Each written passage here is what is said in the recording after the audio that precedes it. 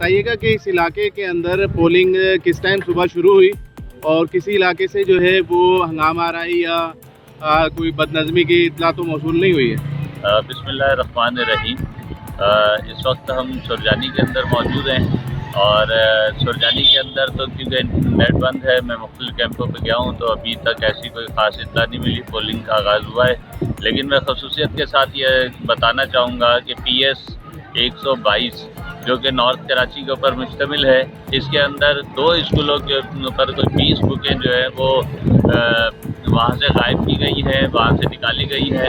الحمید school ہے جو polling station ہے، اس کے اوپر سے 10 بکیں غائب ہیں۔ اسی طرح سی پی ایل سی اسکول ہے اس کے جو کہ بالکل تھانے کے ساتھ جڑا ہوا ہے، خواجہ اجمیر نگری تھانے کے ساتھ۔ ٹی سی ایف اسکول ہے اس کے وہاں سے جو ہے وہ بکیں غائب کی گئی ہیں، اور اس طرح کم سے کم جو ہے وہ 20 سے 25 بکیں جو ہے وہ غائب ہیں، جس میں این اے کی بھی ہیں، پی ایس کے بھی بیلٹ پیپر ہیں جو غائب کیے گئے ہیں۔ اور اسی طرح وہاں پر بعض اسکولوں کے اندر اب تک جو ہے عملہ موجود نہیں ہے اور پولنگ جو ہے اسٹارٹ نہیں کی جا سکی۔